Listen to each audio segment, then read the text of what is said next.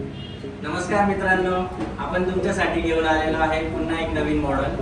ही space baby brand मध्ये cycle आहे। Space baby हा वर्ल्डचा नंबर 1 ब्रँड आहे किड्स सेक्शन मध्ये। सायकल पण 20 इंच मध्ये आहे, ब्रँड पण खूप चांगला आहे। ही जी सायकल आहे ती पूर्ण कार्बन फायबर मध्ये आहे। सायकल एकदम लाईट वेट आहे, तुम्ही बघू शकता।